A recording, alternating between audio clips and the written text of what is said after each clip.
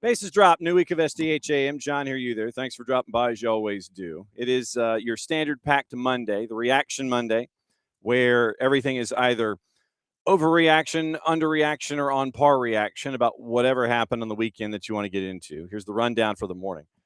We do have breaking news coming out, and that'll kind of lead us into Abe. Abe will be here at his standard 9:10-ish. And Maddie will join after that because she's on her way to the Children's Healthcare of Atlanta training ground because Atlanta United is in training because of Wednesday. They're in Open Cup. So we'll get into Atlanta United in all of that. Then after Maddie, we'll get into the twos and the win on the weekend. So we have stuff to get into there with Atlanta United. You'll hear from Rodrigo Rios, the assistant coach that was there as a part of the touchline since Tata Martino was watching the Atlanta United-Chicago match from a place other than the touchline to serve his one-game red card suspension. So we'll hear from him. We'll hear from Miguel Almiron. And then that gets us kind of into the other news of the morning. There's been another sacking in Major League Soccer. When you think of the market, it's not necessarily a surprise. We'll kind of hear the greatest hits from our friends up at One Soccer about the dismissal of Marco Donadel. And then there's news overseas that involves point deductions. And the reason we bring that up is because someone who's on the roster of this particular side, we get into there. USWNT started their California tour. We do have highlights, and we can go over that as well. 10:30, the new chief business officer. Today's going to be brought to us by the letters CB and O. Chief business officer, Chattanooga FC. Chad Emerson is going to join us, and we're going to find out about his new gig, what he thinks of his new gig, the challenges in Chattanooga, the challenges of MLS NEXT Pro, challenges he foresees, and getting ready for Open Cup because, once again, Wednesday, Atlanta United, Chattanooga FC, Fort Finley, Open Cup, and we're anticipating a pretty hot crowd. I think a lot of folks will be making the trip for this one, and it will be an opportunity for the 17s to show up on the far touch side at Finley Stadium from the press box. And so really anticipating a hot crowd for this one. I haven't seen the juice boxes yet, and I'll see if there are juice boxes here for this one. So there is plenty to get into here on the show. And obviously, since it is a Reaction Monday, it's whatever's on your mind as well. Morning Wiley, morning David, morning Ricky. And Ricky, just as a public service, if you know anybody that is an Auburn football season ticket holder, they can already get tickets for Life in the SEC on June the 9th because the boss and I are already in the door. So biggest thing we're going to try to figure out is parking because we are anticipating a large crowd, and we're checking to see if through the American football connections, you end up with the connections that you have for FUTBOL. Then we'll see if it just means Moss when it comes to parking. So we'll get into that. But yeah, if you know a season ticket holder at Auburn, they can already jump in and get tickets. And so we get tickets like a section over from where we are during football in the fall. And shoot, give me an all 22. I'm in the building. I'm fine. So check your folks in other parking and all of that stuff. So tickets started at like $45, but then you get into the lower level in the 100, it's like triple digits, and like, nah, I'll go back upstairs. And so I'll watch the all 22 there. Obviously, we'll get into the thoughts from the weekend, and I thought it was one of the, and for a minute, this regardless of the end result, and we'll get into this with Abe coming up in a bit. I thought it was one of the full 90-minute, one of the best performances of the season across the full 90 minutes. Obviously, the final result lacking, taking that to the side. But I thought that in a match where you needed to show fight from minute 1 to minute 90 against a team that would have taken full advantage of that if you did not, I think it was one of the best performances for Atlanta United, minute 1 to minute 90. Once again, taking the end result away from it. But I thought just from an effort perspective, it wasn't like you had seen in previous matches where you get to a point to where a team has a lead, and then you see Atlanta United just kind of have another ebb and flow. But no, I thought it was fairly consistent, especially in the defensive end. We get into the defensive numbers.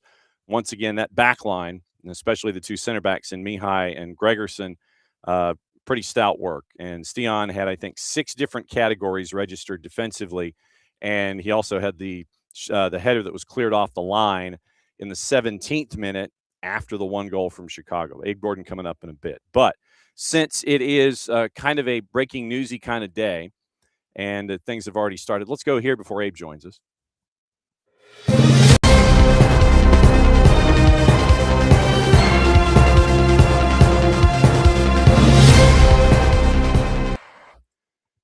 Atlanta's Team 17, they have made their new hire. They have made another new hire this morning. Deandra Duggins has been named Chief Business Officer for NWSL Atlanta 2028.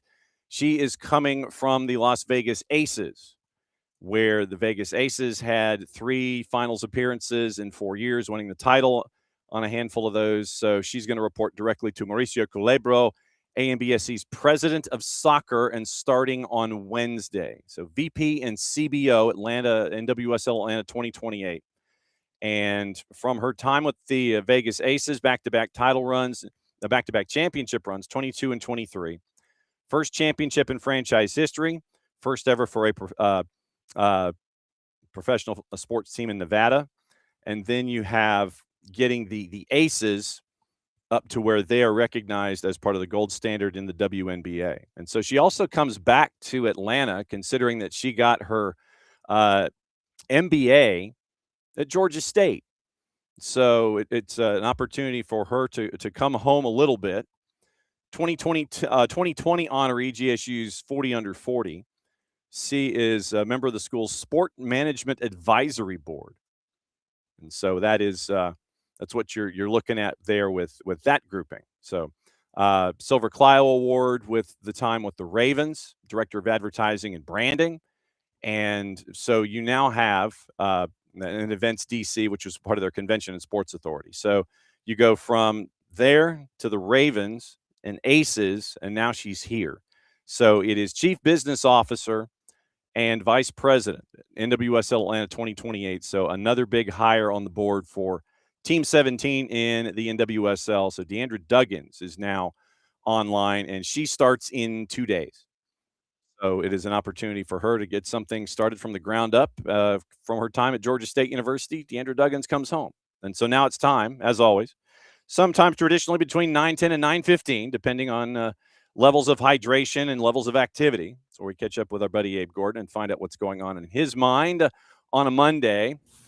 And so what is on your mind? Oh, look at the mood lighting going on. Yeah, I'm trying to figure out why it's like that. I don't know what exactly is going on back there, why it's bright today, but who knows? People turning lights on in rooms that you're not supposed to be in or something. It's like, oh yeah, we'll hit the auto light and all of a sudden. I don't know what's better, further back. Yeah, let's try that. Let's okay. go further back and a little further down. There we go. All right. Hopefully you can still hear me. Oh, you're good. Now, biggest thing I always want to start with is Maddie's going to be coming in after you because she's headed to the Children's Healthcare of Atlanta training ground because you've got Open Cup going on. So it is one of those parts of schedule compression where it is literally weekend, midweek, weekend, and everything's kind of running together, and you're having to do it when you were shorthanded going into Chicago. No, Alexei Miranchuk, that was the big breaking news going in. And you can tell when a piece like Alexei is missing, and then you have Saba put into the lineup, and it ends up 1-0 after 90. But I thought from beginning to end, if you, like I said, take the end result away from it, from an effort perspective, minute 1 to minute 90, I thought it was one of the better performances of the season. Sure, it's one way to look at it, and you're not wrong. You're not wrong. You're not wrong. And I was thinking about it more honestly earlier this morning, just kind of where I generally stood, because Saturday after the match, I was a little bit more of the positive things you could take away, and you did take the match. You took the fight to them. And, they got the goal, and that's fine. They probably could have had a couple of others. You were saved by the crossbar or post. Mm-hmm. You hit the crossbar or the post, whatever. And I started thinking about what it means, this performance moving forward. And ultimately, I had to fall back on right now, nothing. Yeah. And what's frustrating about that is you're not going anywhere till you find someone to score goals. Mm-hmm. And 0-0 is not getting you anywhere up the standings. You play well. You only concede once. That's fine. And look, credit to Chicago. They've only conceded 5 times all year. You weren't one of those 5. And so I'm not trying to take this away from them. You're not going anywhere this year until you score goals. Right. And there's no one on this team that I trust to come in and score goals. And so where does that leave us as a franchise? It's the question that you have to get answered. It's the question that most of these franchises either are trying to answer or have an answer for. And you just don't. You especially don't when Miranchuk is sidelined. But even when he's in there, you're not just counting on him as a goal scorer. You're asking him to do so many things. If he does score goals, that's great. But, you got to find a goal scorer, man. And the 2 guys you're paying heavily to be goal scorers, to be threats, are not. And teams just do whatever they want. They can do whatever they want defensively, and it doesn't make a difference. They can leave one guy back, right? And I'm just like, I don't. Maybe if it's 3-on-1, maybe we score, or like honestly, if it's 3-on-1, maybe we don't score. That's the level of or lack of confidence I have in the attack right now, and it's just tough to imagine this team going anywhere until they get that solved. So what you said is accurate, John. Like the first 10 minutes, they absolutely took the fight to Chicago, and then you try and look back and be like, yeah, tough break in the 13th minute. Chicago goes ahead. But at the same time, I'm just sitting there like, and I think it was you, or maybe it was the Soccer Down Here account I saw post something about touches in the final third and shots on goal. And it ultimately led to one big chance, was the tweet. And I imagine that chance was Togashi at the death. And it was one of those situations where I'm like, see, that's what I'm talking about, man. You can't throw me that number and then also say, out of all that, one chance, out of that one chance, didn't convert. I'm just stuck here with the mindset of, yeah, you took it to them. You played better on the road. Maybe there's something you could build off of momentum-wise. Credit to Chicago for doing what they do. But at the end of the day, man, like I'm sitting here, it's like, I don't know how much better you're going to play at times this year. Yeah. And I'm just stuck wondering, all right, you played great. Like you had possession, you had shots, you had all this, you had no goals. Mm-hmm. And I don't know what level of quality it would require you to be at to where the lack of that goal scorer is kind of minimized, right? Like you can be a little bit better than the opposing teams, and then having goal score is maximized. You know how much better you would have to be than the opponents to not have a goal scorer and still find ways to win those games. And they're just simply, even if they're better than the opponent, they're not that much better than the opponent. And so that's still where the microscope is. It's still what's costing you points. And I don't know what else to say. Like, you can play well, but until you find the goal scorer, until you have that answer, I think we're just, circling the airport here. Yeah, and stack them, pack them, and rack them, I guess. Yeah, I feel like Fred Dalton Thompson now in Die Hard 2.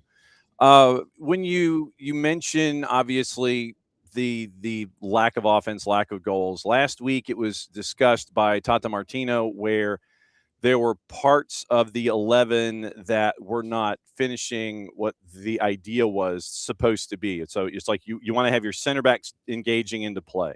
You want to have the DPs not crashing into each other because, Miggy wants to come to the inside. Alexi as a point guard, he wants to come to the inside and set up his left foot. And then you're, kind of mashing together here in the middle with everyone trying to work their way through. And so it's about, at points, it seems like it's about finishing the ideas that are put in front of you from Monday through Thursday. And then again on Friday, where you're trying to create numbers going forward. And I think at times you get past the idea of not being afraid to failing forward instead of failing backward and creating opportunities. And so there seem to be, there's a lot of conflicting information here that needs to sort itself out. It's like you need to have your back line bombing forward. You need to have your center backs coming in to engage for those entries, which I think were happening more, and that was the number that we had posted. But at the end of the day, it's about getting clean shots on target and making sure that you know where the other guy's going so you can create those opportunities. It's just a mess. And Latte Loth has still not figured it out. And I think a large reason there's chaos up top is because he still doesn't know where he should be running, what move he should be making, and how to create space and play with others. I think it starts with there being a mess through him. And because of that, I think you got when Saba's out right, when Miggy's out left, they can't find the space to do much because Latte Loth's all over the place, but never in the right place. I don't know. Like, I don't know what to do with Latte Loth. We're just going to keep playing them because the money says you play them. If that's the conversation from the front office on down, this season's not going to get any better. This is why I hated moving Jamal Tiare. This is the problem, is there's no one behind Latte Loth now. And I thought last year when Tiare was in, he looked more connected. Look, Tiare's not the greatest striker in MLS history either, but he was more connected with the offense. I thought it flowed. I thought he was more dangerous. I thought others were maybe more dangerous because of him. You don't even have that anymore. There's literally no one behind Latte Loth that I even feel you can necessarily put out there. I mean, there are guys that we haven't seen or maybe don't trust yet, but not on the level of an accomplished striker like Jamal Tiare. So when you move Tiare, it told me one of two things. And unfortunately, one of those things that it told me is not the truth. It told me that they have full faith in Latte Loth and expect something from him. And saw something that made them believe this would be a different season. That's out the window. That's not happening. It's just not there. So the other option is they wanted to remove him looking over his shoulder. They wanted to remove the conversation that I'm having now, which is if he doesn't perform, we don't really have to bench him because there's no one to bench him for. Like imagine the conversation right now we'd be having if Tiare were on the bench. And you have to take a hard look at the roster and say, you might have to put Tiare in. We're not really having that right now because there is no one. And again, respect to guys like Togashi, Sergio Santos, Fafa Pico. I get all that, yeah. But you're not really putting those guys in. Like if it were me, I'd rather you give Luke Brennan a run up center or Togashi, who I think Togashi's one of those weird players where like the upper echelon skill is not like jaw dropping, but he also just happens to be in the right position and finds ways to be dangerous. It's there. You run into those players over the course of watching enough soccer where you're like, he doesn't even look that good, but somehow he's always dangerous. In the right place. He's somehow dangerous, and that's part of it. So, yeah, look, it's frustrating because, again, you're right. It was a better performance. But at the end of the day, if you can't do anything up top, it just is not. You're not going to clean sheet everyone, and this is like, yeah, you know me. I'm multi-sport here, not just soccer. It's like watching the Braves lose a 2-1 game, and you're like, man, like you can't complain about the starting pitching there. You allowed 2 runs in 9 innings. It's the other side of it. You're never going to win games if you're only scoring 1 run. You're not going to win games scoring 0 goals and. At that point, if you can only muster 1, now you got to be winning 1-0, which is not the easiest task either. So I just don't know how it gets better by running the same players out there. I don't think that Tata's style is going to like click or anything. I don't even think it's a style thing in general. I think it's players that are not good enough at this point in their career for whatever reason. I can understand why Miggy's not good enough. That one makes sense to me, right? And you're asking him to do more than he was doing overseas while being older, slower, later in life, all that. The Miggy stuff, while frustrating, makes sense. Latte Loth's inability to perform makes 0 sense. That's the one that's mind-boggling. This is a guy that physically should be into his athletic prime and is coming off some serious goal-scoring seasons in the championship, and completely irrelevant. And I mentioned this to you at the start of the year. I can write off last year for a variety of reasons, with not having rest season to season, trying to learn the league and figure that stuff out, learn the team, figure that stuff. Dude, we've had enough time, man. Like, we've had enough time here where you've been with your teammates, you've been through an MLS season, you see what the league's about. You got to find ways to score. And he had one nice one against Philly and really almost nothing since.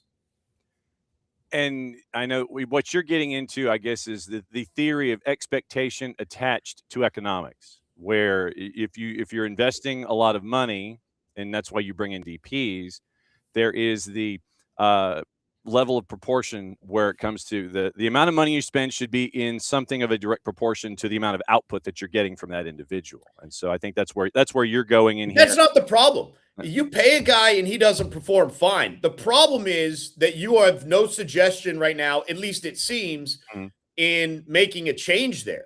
That's what, as a fan, that's what's concerning.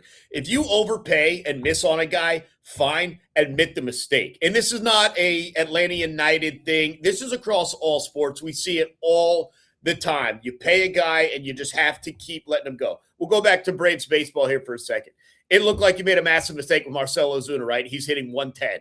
And we're all like, trade him, get him out of the line. Now he turns it on. He ends up spending 2 more seasons here. He's one of the best offensive players in the game at the DH position. But there was a dip where it was like, man, people were calling for him to be benched. You stuck with him, and it turned around. Now, baseball's a game of runs. You go in slumps. You go on hot runs. It doesn't feel like there's a, quote, hot run coming for Emmanuel Até-Lath. And again, take the swing, right? This is a front office that has swung and missed before. You look at some of the young guys out of Central and South America you thought would be the next big thing, and some of them were good, not great, right? And you moved on from them.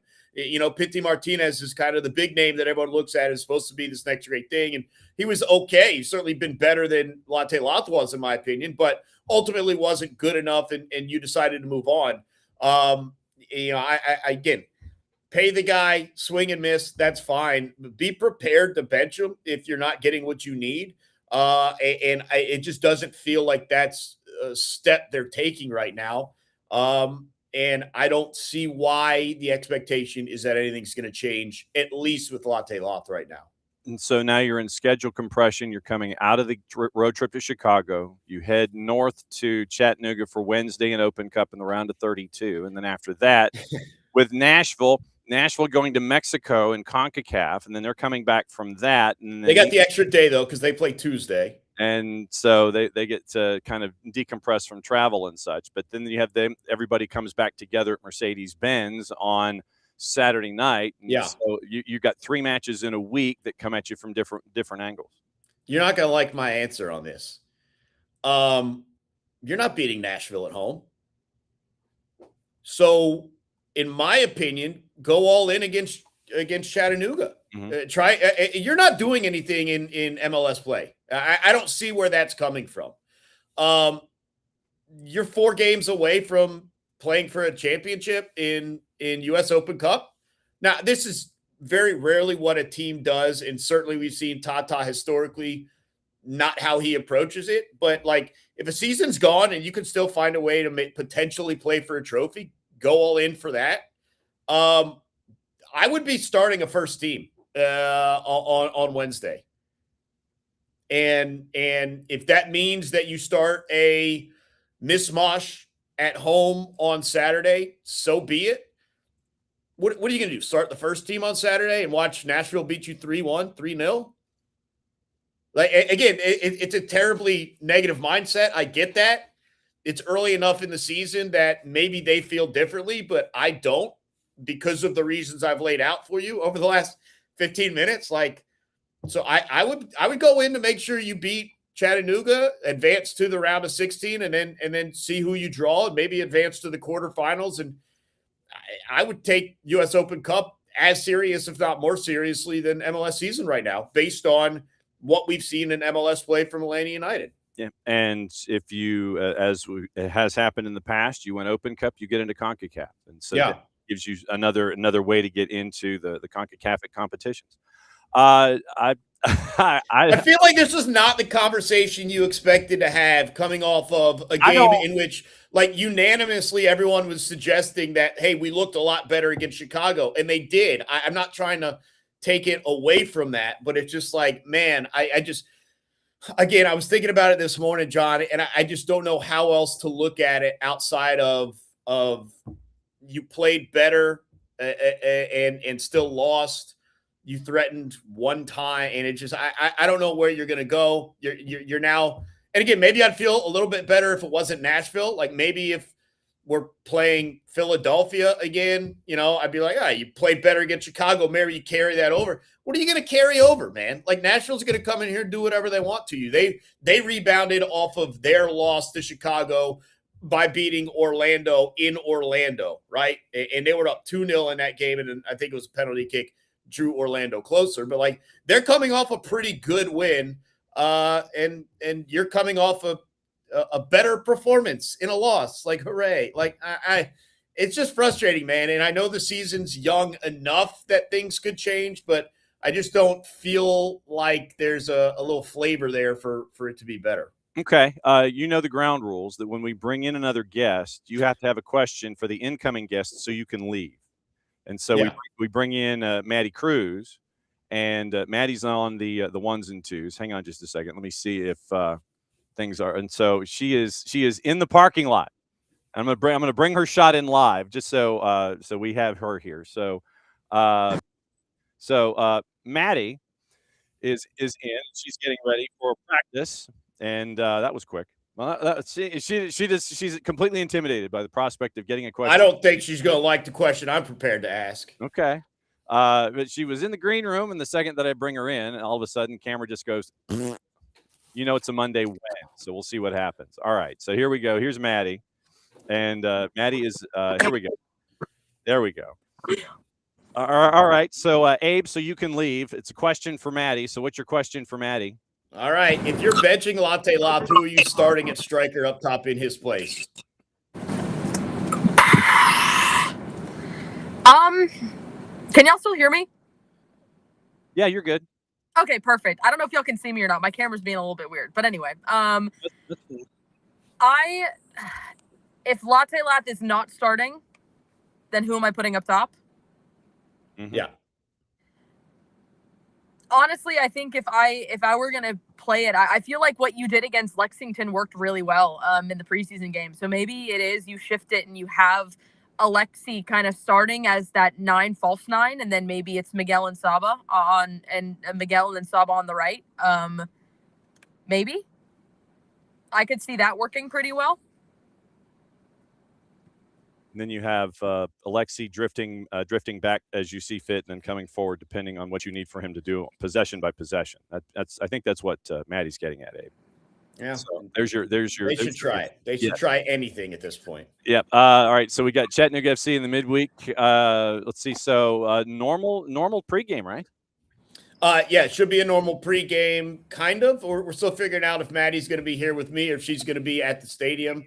But it just in terms of content, it'll be normal. I'll try and build up some positivity between now and Wednesday, and we look forward to bringing it to you at 6:30. As always, my friend, great to see you to kick things off. And sorry we kept you long. Let me know if you need a note if you get in any trouble. No, all good. We'll see you guys, and Maddie, we'll talk Wednesday. All right, there we go. There goes Abe Gordon. Abe was fired up, Maddie. So understandably so after what happened on the weekend. So you are getting ready at the Children's Healthcare of Atlanta training ground because of Open Cup. Now that you've had a couple of days to think about it, what sticks in your head from the matchup in Chicago? I'm not going to lie to you. Did not get your question. You're cutting in and out. Yay. Hold on. Let me try one thing. I think I know what's going on. Give me 1 second. I might have to come out real fast. I'll be right back. Hold on. Okay. All right. So it's a Monday. And so Monday technology being what it is and trying to adhere to the technology gods and having them actually behave and let us know that they are, in fact, working on a Monday. So Maddie is getting ready. We got Maddie for like 10 minutes. And the idea is just to kind of get her thoughts on what happened with Atlanta and Chicago and get her thoughts on the twos, because we do have post once again that we'll hear from Rodrigo Rios on a couple of different fronts. And we also have some post game from Miguel Almiron, and we will catch up with that here in a bit. So now let's try Maddie for round number 3. Okay, I think it's better now. Okay. All right. So then now that you've had a little bit of time to think about it, what sticks in your mind from the weekend? Yeah, I mean, where are we going? Twos, or are we going twos, or are we going first team? First team, because Abe was first team first. Yeah. Listen, I said it, and I do agree with this. I think that this was the best performance you've seen side. Mm-hmm. I think it was, especially when you look at what happened against Cincy and then San Jose. When I say that, and it's something that Mike and Jason said, and when we talk about everything, we can talk about results and everything that's been going on this season, and you have a right to be frustrated. We're all frustrated. We want to see this team do more. We want to see this team find W's in the column. We want to see that. But I think when you look at the performance as a whole and you're looking at it, it was a really solid performance from the side, especially there. But I think what's still lacking is up top. Is we have to find something in the attack, and that has to be what's on the radar, especially looking at everything going ahead. I mean, that has to be the conversation now, especially looking at everything else. I mean, you have to find a way to get something going in the attack and in the attacking third, and you have to find how to do that, how goals, because the team is played really well against Chicago. Chicago got the goal against the run of play, and then the rest of the time, I thought it dominated the game. But here's the issue: you can dominate the game, but you have to find a goal to match it. And that's ultimately what it comes down to, is you have played really well. You have to turn that into now finding results and finding goals there. I do think it was a solid performance. But again, at the end of the day, it doesn't matter unless you're getting W's in the column. And that's what we have to see. We have to see, I think, the progression, that next step of finding those goals in the back of the net. Yep. And it was, you mentioned the stats that are there, more shots, 20 to 18, more shots on target. And you had, I think, more of a grasp of what Tata was looking for from his backline becoming more engaged, once again with Stian and the attack down the wings. But once again, end of the day, nothing in the back of the net the other guy does. We can talk about defense all day long and how it has really done well, especially with the two center backs. You're holding other teams down, but at the end of the day, you're not putting the ball in the back of the net. And obviously, not having Alexi in the lineup forced you to kind of try to do things a little differently. And now there's also a concern about Saba after the one tackle that he got late that wasn't even given a foul or a card in the situation. So that'll be other news that we have to kind of keep an ear out for as Saba going forward.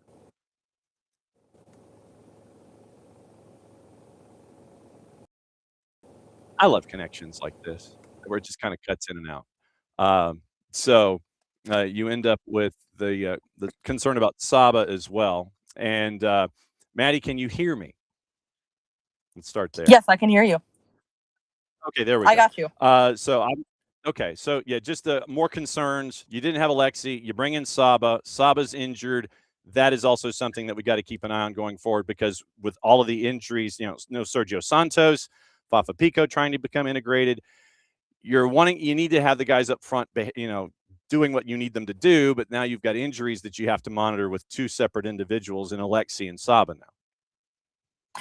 Yeah, and you're hoping, and maybe we'll get some clarity today, especially as more has been done. Hopefully we'll get some clarity today from media about the update on Saba, and hopefully get some good news, and hopefully it's not as extreme, and we'll hopefully get that information today in training. So keep an eye out on SDH and for that information. But I mean, I think especially when you look ahead and you look at congestion too, and obviously it was something that Chris Henderson told Mike and Jason about, especially with Alexi, in the sense of why he wasn't in the roster for that day. He felt some tightness. He felt something in a muscle injury there. They didn't want to stress it. They didn't want to do that. And I completely understand that, because when you look at the compression of the games you have coming up, you have Open Cup Wednesday, you have match against Nashville at home Saturday, match against New England at home that day, and then you go back on the road as well on Saturday. And that if we make it to the next round of the Open, you have that other midweek game there for the Open Cup too. So like it's chaos. So I understand, wanting to make sure that he is well rested and that you are not going to further something when there's no need to further it. I do think not having Alexi, I think if Alexi is in the lineup, I think you get a result. I do. I really believe that. I think if you have Alexi in the lineup, you get a result. I think Alexi, in the sense of just sending the ball forward and really, I think, finding some of those moments. And I don't think you had that. And Garza did as well as he could, especially in pushing things forward. But I think it's still the message today is you need someone making that run into the box. You need someone making that run and being there on the end of that ball. And Alexi talked about it in media last week. He talked about it, said he was like, hey, a lot of our guys like to have the ball at their feet. And that's really great. But we also need guys who can get into the 18 and who can be there and ready to intercept the ball and find back at that. And I think when you start to see a lot of those players coming today, like Fafa is one, Sergio Santos, you even look at some of the twos guys, Arif Kovac, Liam Butts, Patrick Weah, especially for the Open Cup. I wouldn't be shocked if you see a couple of those call-ups as well from them coming up to help the first team Chattanooga. I wouldn't be shocked if you see it. And I think you're looking at those guys too and possibly can come and make an impact. And I mean, we're going back to the twos. I will say Arif Kovac has been so much watch. He has been so fun to watch. Just he's really coming in ahead of steam. I think for him, it's about keeping consistency there. But the last couple of games I've called, Arif has been really good. Since you mentioned the twos, big win against Messi and Friends too at the Erector set, and you had Kovac. I know. I might need to give you my thought quickly because training does start in like 3 minutes. So I'll give you my 3 minutes. Thought I know. Give me the thought and get out of here. Just give me the thought and go. I will, and then you can play the highlights and people will still hear me. No, I think for the twos are on a full head right now. I think they are looking really well. Actually going up against the Miami side that is really, really solid. You look at their homegrown program, what they've done in the short amount of time. Really great talent. I thought Atlanta came in and I thought they really just took hold. They dominated. And I don't think they let Inter Miami get a lot of the clean looks I think they wanted. And when they did, they handled those moments really well. James Donaldson, young debut, he was able to get the clean sheet as well. Incredible for Donaldson getting that opportunity and performing really well. Especially for a younger, I mean, to have the confidence, those moments where he had to come up huge in a lot of moments too. I thought you looked at those opportunities, and I think the twos are on fire right now. And especially as you look ahead, they're going to go on the road this weekend. They're face Chicago Fire too. But the twos are on fire, and they've been fun to watch. But it's definitely one where if you get the chance, if you listen to us, or if you get the chance to watch it on OneFootball or MLS on MLSsoccer.com, take your streams. It's been fun. It's been fun watching a lot of these guys grow and develop and all that stuff. But that's my thought. All right, I gotta go do training. Make sure you're following. We'll give you all the updates. There you go. She's going to practice. All right, so there goes Maddie. And so Maddie's out of here. She had practice once again in like 2 minutes. To answer the thoughts on the twos, the win on the weekend now means that they are 3-2-1 on the year. And it is a team under Jose Silva that let's just put it this way. Right now, obviously, they are 10th in they're 10th in the overall. And when you have Crown Legacy that starts out 5-0-1, you have Red Bulls who are at 11 points. You've got Union 2, Crew 2, Chattanooga, and Atlanta. So Atlanta right now is in 6th because of number of goals scored, 4 behind Chattanooga. But on the weekend for the twos, it was another red card that we've got to keep an eye on. And the twos, by the way, they went into this match as a road favorite at a -143. So matchup against Inter Miami CF2 and the starting lineup for Atlanta United 2 in this matchup. She mentioned James Donaldson in net. We'll get into James's numbers in a sec. Backline of Dominic Chonqui, Cisse Sonanu, and Daniel Chica. Aiden Torres and Adrian Gill were in front of them. Attacking midfielders, Cameron Dunbar, Ignacio Suarez Corey, and Enzo Dovlo, and then Arif Kovac up top. So the twos, once again, not really wasting a whole lot of time. And it was a goal on the board by Arif Kovac. And you recognize the voice that called the Kovac goal here on the SDH network, courtesy of MLS Next Pro and, well, us. Plays out to the center to Gill. Gill, he's going to dribble forward. Nothing can stop Gill. Driving in the center channel. He'll play it out. Really good ball looking for Suarez Corey. It's still loose. One tap out. Suarez Corey to Kovac. Kovac with the shot. Great save from Murray, but still there. Headed in. Score for Atlanta United 2. Arif Kovac able to connect.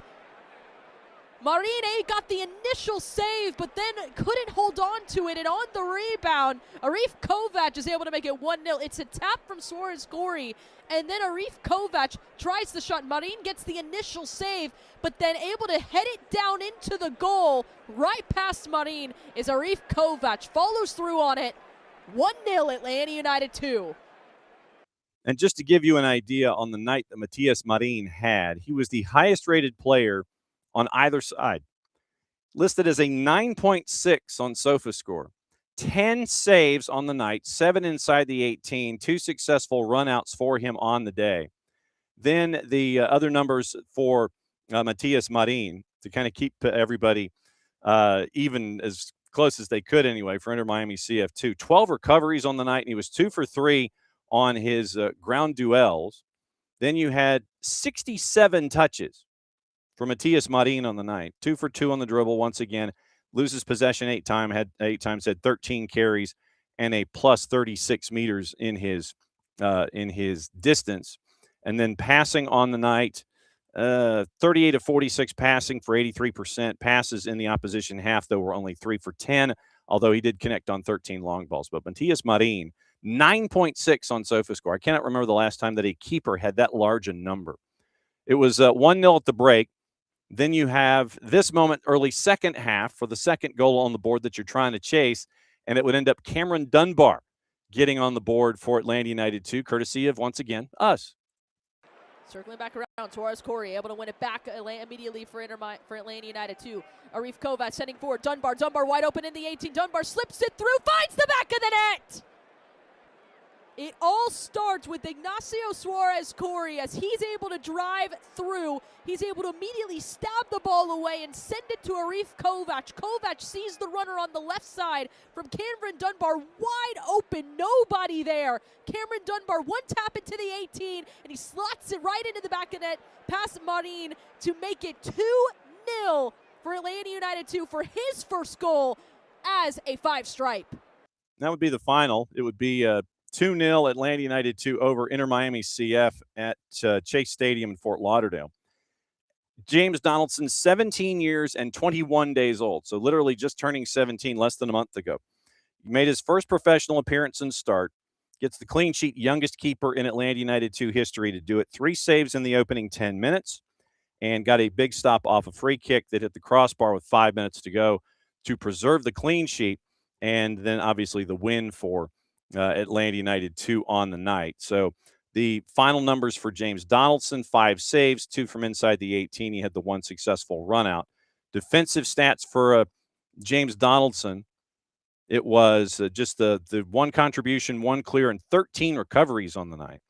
And on the dribble for Donaldson, 41 touches, 14 times he was challenged with possession, had 2 carries with a progression north of 21 meters on the day. And then on his passing numbers for James Donaldson, it was fairly wide distribution regardless of direction. 15 of 29 passing at 52%, 5 completions in the second in the opposing half, and all 5 of those long balls too. So James Donaldson gets the win and the clean sheet. Starting lineup, by the way, is Donaldson, Chonqui, Cisse, Matthew Sananu, and Daniel Chica. Chica gets a red card, and Atlanta United 2 had to, how many minutes did Daniel Chica play? 85. So it was the last handful of minutes. So Chica gets his red card in the 85th. It was a second yellow. And then the way that it works in MLS Next Pro, Daniel Chica is not out for the matchup in Chicago. He's out for the next matchup against Inter Miami CF2. So that's one of the other things that is a bit of a wild card when it comes to MLS Next Pro. Defenders, once again, Gill and Torres. Then it was Dunbar, Suarez, Curry, and Dovolo, and Arif Kovac finishing with a 7.7, as did Enzo Dovolo. Dunbar gets the highest position rating from our friends at SofaScore on the night, 77 minutes. And for Cameron Dunbar, it was 3 for 5 on crosses, 4 key passes for Cameron Dunbar on the night. Accurate passing, 16 of 18, 3 for 3 in his own half, but 13 of 15 in the opposing half. It was on the dribble for Dunbar. It was 41 touches, 2 for 3 on the dribble, fouled 3 times, 3 progressive carries, and the progressive carry distance was almost 40 meters. Then on defense for Dunbar, it was 3 defensive contributions. He had a pick, a clearance, 4 recoveries, and he was 8 for 12 on his duels on the night. So big night across the board defensively for Cameron Dunbar to add to the numbers that he had offensively on the night. So big numbers for Cameron Dunbar defensively, and that was why he graded out as the highest at an 8.4 for Atlanta United. 8 of 12 on his duels on the night too. So big night for Cameron Dunbar, big night for the Twos. They go on the road, get the result.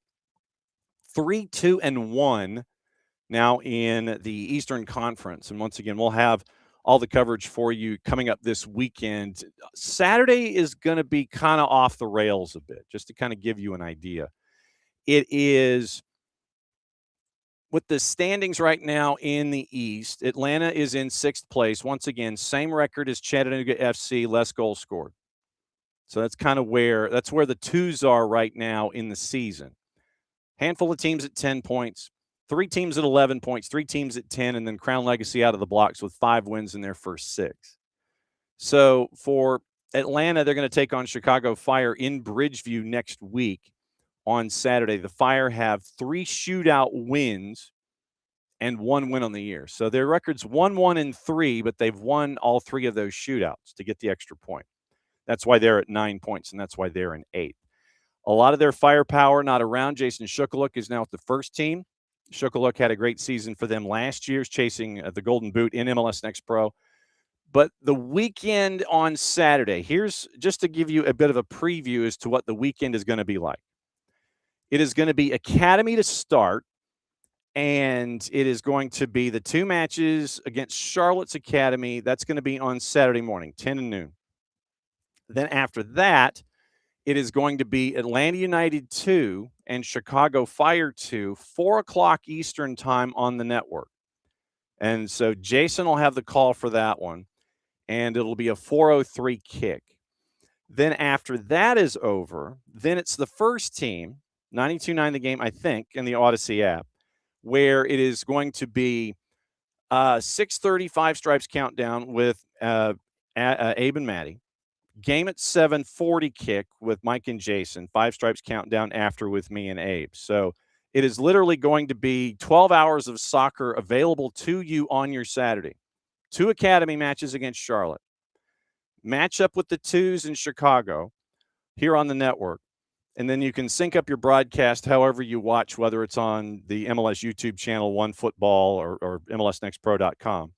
And then from there, it's the first team, 6:30 until the end of the evening, with Nashville coming to town after the matchup in the midweek against Chattanooga. Because right now we're in that schedule compression section where it is weekend, midweek, weekend, and then if you win this midweek, you go back at it again and you take care of the round of 16 in the U.S. Open Cup. So that's kind of where we are with schedule compression and all of those things. And that, like I said, we mentioned the injury to Alexei Mudanchuk and Chris Henderson, saying that he was holding Alexei out because of schedule compression. And we'll find out hopefully where that is, see if he'll be in the 18 going up against Chattanooga, maybe not necessarily starting, but we'll find out about that. And then obviously the bigger news, trying to find out about Saba Lobjanidze after the nasty tackle and contact that was made that wasn't whistled for pretty much anything in the game by Drew Fisher in Chicago. And so now we'll keep an eye on Saba and see where he is. Sergio Santos was injured and was not able to participate last time out for Atlanta United. Where is he in his recovery? And then trying to figure out what the solution is up top. So that's kind of where we are. No word yet. Like I said, no word yet on Saba or Alexi Lokeville, and we'll find out. So questions as we've been going this morning. Dell wants to know about DCQ and whether he'll play for the first team again soon. Don't know. It might come down to perhaps being in the 18 for the matchup on the midweek and then being available there and seeing how he responds, considering that the Twos players know about Chattanooga. They have not played, and I know this was a question that was in the Twitch pitch. They have not played Chattanooga FC yet this year. They have not played them yet this season.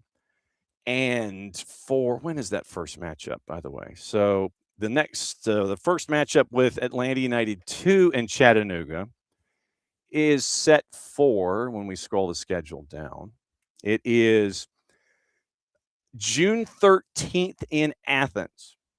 So June 13th in Athens, where Atlanta United 2 has 3 home games in the month of June in Athens at the Turner Soccer Complex.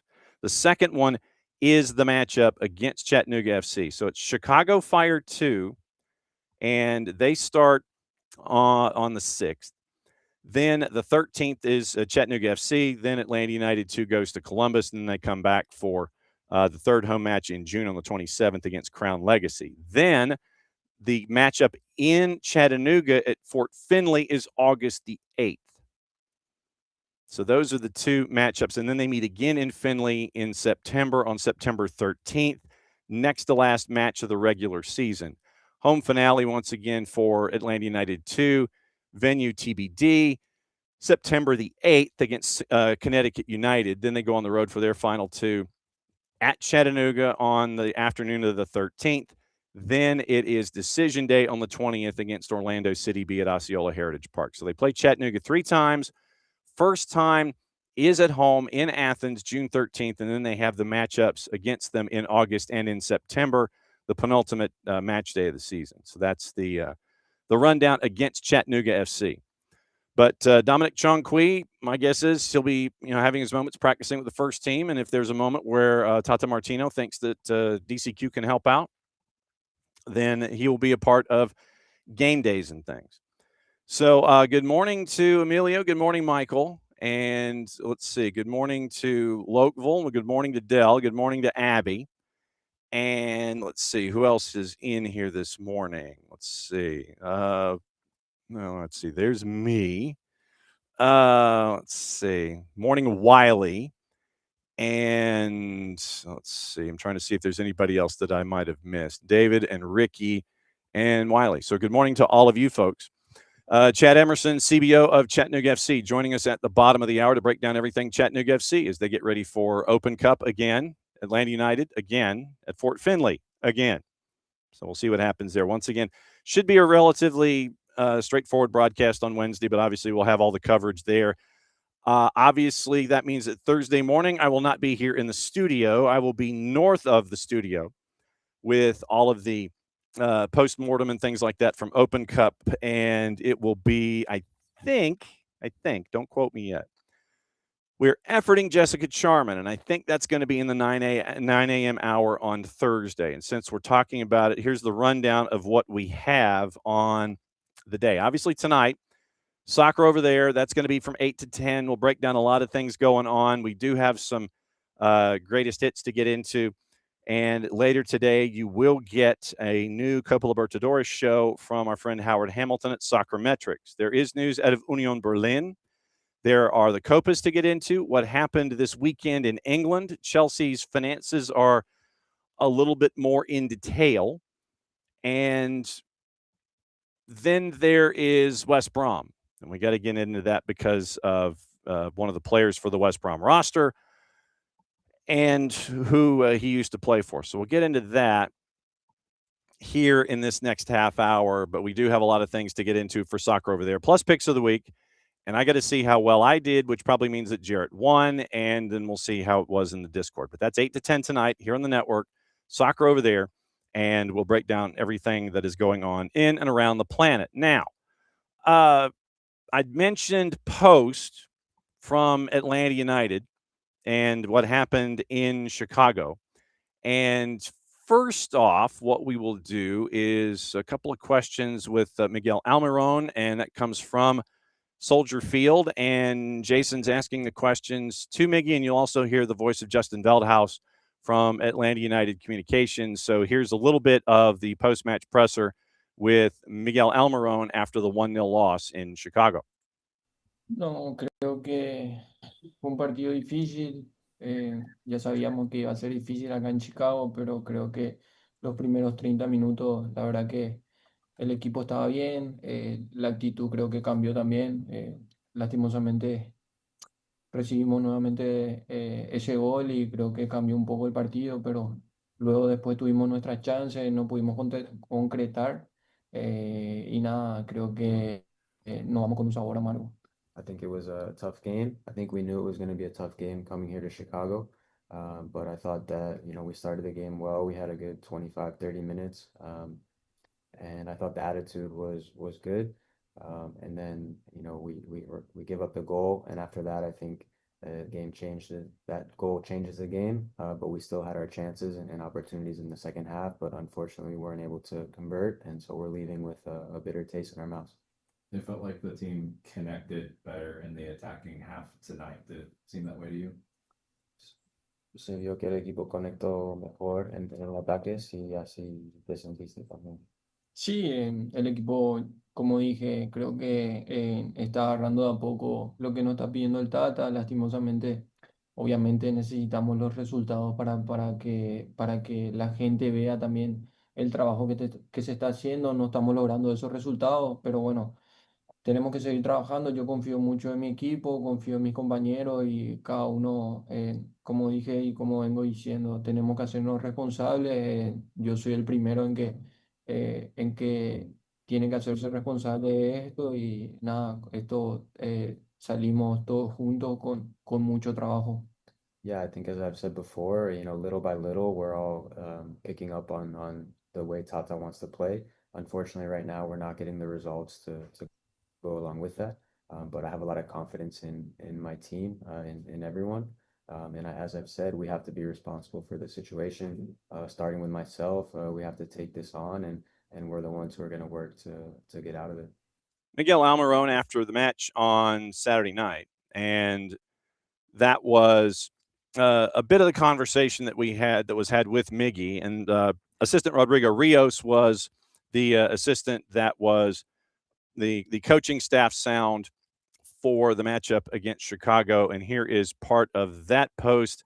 And the questions that were asked had to do with defense and things that you can bring from this match and bring them forward into Open Cup play and then next week in Nashville and the MLS season going forward. Yeah, absolutely. I think, like I said, like the first 20, 25 minutes was like they were really good. Like Manu was able to like come into the midfield, like and link like a lot of like build-ups, and that ended on the right side or at the left side with with Miguel. We create a couple chances of scoring that we couldn't like take advantage of. And in the second half also, like we were able to circulate the ball, but like I think we rushed a little bit in like finishing those actions. And but I think overall like it shows like the heart of the team, like how we want to like to play with the ball and like also fight when we don't have it. And then once again asked along those same lines, discussing how things were defensively and the full 90 minutes from the team. Once again, here's assistant coach for Atlanta United, Rodrigo Rios. Yeah, I think like before the 1-0, they create chances like out of set pieces. Like they have like a good targets. They have like a good balls inside the box, like that we tried to defend the best we could. And I think like with the score like 1-0 down, like we took like more risk, and there were a lot of chances like Stian or even like Tomas, even any of the defenders, they were like have to be really like aggressive and aware of the situations in order like to avoid like and prevent for them to score in again. I think like was positive in the way that when we have to add numbers into the attack, like we also can defend like 1v1 and take care of the situations. Rodrigo Rios after the match with Atlanta United and Chicago, the 1-0 loss for Atlanta on the road. and I'm going to apologize here because I need a new one of these. And this is probably a good 4 or 5 years worth of effort and work, and we've gotten out of this. But it is getting to the point where it kind of cuts in and out. And so I'm having to kind of literally below the camera line, I literally am having to kind of maneuver. It's like rabbit ears on a television, when you don't quite have the signal right and you're sitting there and you're trying to sit there and navigate the rabbit ears. It's like, okay, well, if we turn it here, do we add tinfoil, that kind of stuff. So I do have a new cable coming in. So if my face gets kind of scrunchy, if you're watching on the video side, that's why. It's because this cable is about had it, and I've got a new one on order, and I'm waiting for it to come on and figure out what's going on here. David wants to know where the Lamar Hunt broadcasts are. If it is not, they're attached to Paramount Plus. They can be on CBS Sports Network or Paramount Plus. Golasso Network has theirs as well, but most of the time they're attached to the U.S. Soccer YouTube channel. If they're not on a Paramount, if they're not on a Parabros property, they're going to be on the U.S. Soccer YouTube channel. So, no, I actually, Dave, I went to B&H. Sorry about that. So, David, I went to B&H and it's being mailed to me. So, I have the cord is on order and it is headed this way. So, thank you for shopping for me though. So it is attached to the properties of the Parabros right now. It's on Paramount Plus or the U.S. Soccer YouTube channel. I'm trying to find out really quickly. So actually here, I think I have it here. So, all right, round of 32. As of right now, it is just on Paramount Plus. According to the U.S. Open Cup website, it is right now just going to be on Paramount Plus, but also check the U.S. Soccer YouTube channel. Right now, Tuesday, they have the Revs in Rhode Island on Paramount Plus. Lou City in Austin is on Paramount Plus and CBS Sports Network. Golasso has Detroit City and Chicago Fire. Paramount Plus, Westchester SC, NYCFC, and Colorado Springs and Sporting at 8. 9:30, the back end of the doubleheader on CBS Sports Network, Colorado Rapids Union Omaha. Then the back end of the doubleheader on Golasso on Tuesday, Sacramento and Loons at 10 o'clock, Paramount Plus and Golasso Network. Wednesday, right now, you've got FC Naples on the Purple Team, Paramount Plus, CBS Sports Network. It is Golasso show on Paramount Plus and Golasso Network. So with all of the matchups that are there, and most of them being in the Eastern or Central time zone, short of the one match with San Jose and Phoenix, everything else is Eastern time zone, Central time zone, nothing kicking off later than 8. So Golasso show will be on Wednesday night. Chattanooga and Atlanta United's on Paramount Plus. Same for Richmond and Crew. Same for Red Bulls and Riverhounds at 7:30. Same for Charlotte FC, Charlotte Independence at 7:30. DC United 1 Knox at 7:30. St. Louis City and FC Tulsa is at 8. And Houston Dynamo and El Paso Locomotive, who are still undefeated in USL Championship, is on Paramount Plus at 8 o'clock. 10 o'clock, Paramount Plus and Golasso is San Jose and Phoenix. So that's what you're staring at with everything right now when it comes to Open Cup. So as a baseline, Paramount Plus, U.S. Soccer YouTube channel, Golasso Network, CBS Sports Network. But Wednesday, they're going to have the Golasso show on the Golasso Network to help out with the 2, 3, 4, 6, 8 matchups that go between 7 and 8 o'clock. So when Golasso comes online at 7:30, FC Naples and Orlando City will be late first half, and Nico Cantor will probably be out of his mind trying to navigate a Golasso show and his FC Naples side on Wednesday. So just as a guidepost, Paramount Plus, U.S. Soccer YouTube channel. Sometimes matches will get picked up and shifted to either CBS Sports Network or to Golasso Network, CBS Sports Golasso. So that's where we are right now with those. Along those lines, tomorrow and Wednesday, we're going to be catching up with folks. Wednesday is going to be pretty jammed. In addition to Dylan Butler, the busiest man in the Northeast, we're going to catch up with Richmond, and we're going to catch up with Mike Jeffries, the head coach of Charlotte Independence, Tuesday afternoon. We're going to play them Wednesday morning to get you ready for what's going on with those clubs in Open Cup. Tomorrow, Casey White's going to join us at 10 o'clock. We'll go over the rest of the week in Major League Soccer, all of the news of the morning, anything that might have gotten left over from soccer over there tonight. Everything gets covered in recapping everything on your Tuesday. Casey White set to join us at 10 o'clock tomorrow. But UPSL update on Wednesday. Richmond Kickers leading into Open Cup. Charlotte Independence head coach Mike Jeffries leading into Open Cup.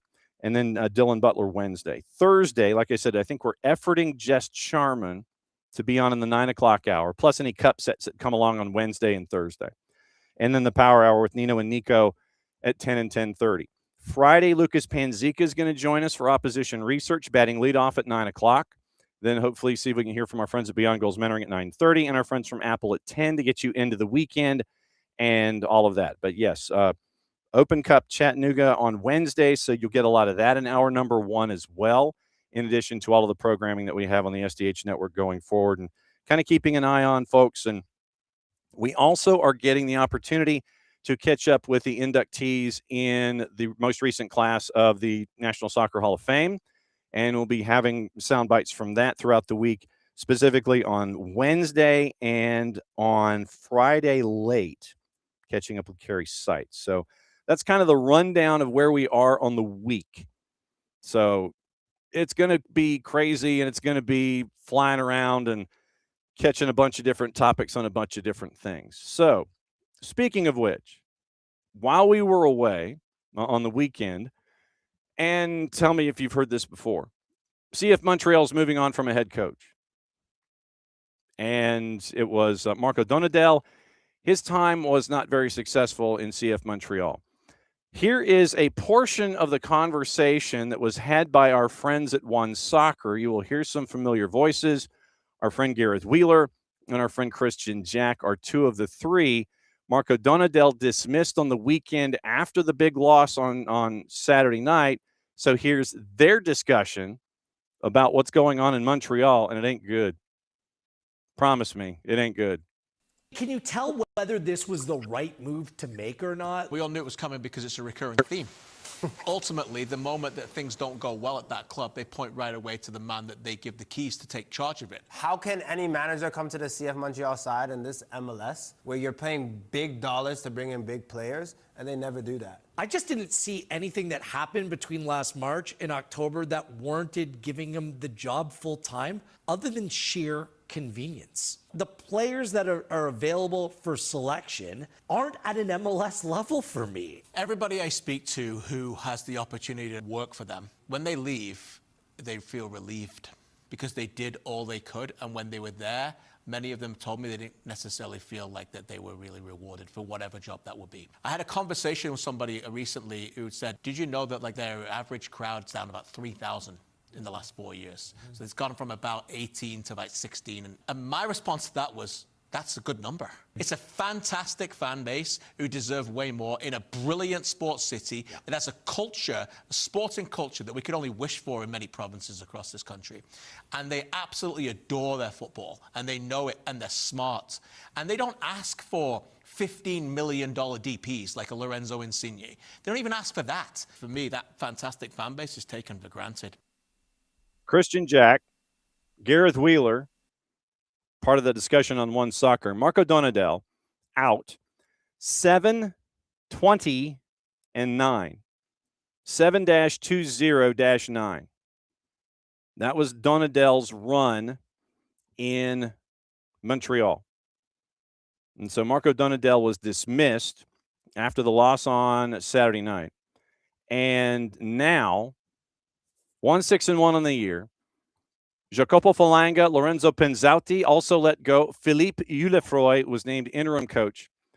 And after replacing Laurent Courtois in March of 2025, Donadel once again wins 7 of 36.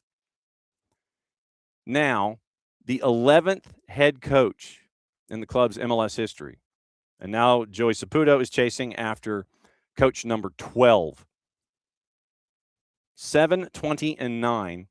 And there were folks in the local media who found Donadell getting into his car after the match.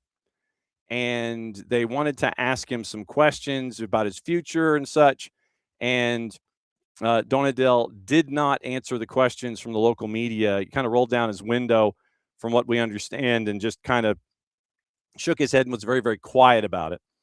And it was just not a good scene in Montreal for CF Montreal. Marco Donadell out as head coach for CF Montreal. So Montreal once again chasing after a new head coach. Bottom of the table. And so that's what you're looking at with them.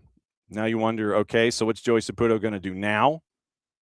And is he going to invest? Is it just going to be more of the same? I would say the answer is the answer to that is probably going to be yes. And it's probably going to be the same coaching staff here for the remainder of this year. Might try to go make a big splash with the coaching staff, but as you heard from Christian Jack just a second ago, literally it is the blame is put on the guy that they bring in to be the coach instead of physician heal thyself, looking at the man in the mirror. So, yeah, interesting times once again in Montreal. You win 7-36, and you're sent on your way, and you go forward from there. But once again, Montreal bottom of the table, and it is once again another rough start in Montreal. And to Christian's point, it is a great fan base there, and you have an owner that has limited patience. And you have a situation where he's looking for instantaneous results, and sometimes will bring in, sometimes he will spend money to bring in players. Chemistry may not necessarily be there at times, and then the results don't pan out to what he wants it to be or he would anticipate. And so then after now 36 matches, basically one full season in charge, Marco Donadell out after 7 wins in 36. Right now 1-6. Bottom of the table, and they finally have started home matches where they were 1-5 away from Stade Saputo, 0-1 this year. They scored 8 goals in 7 games, and they've given up 19.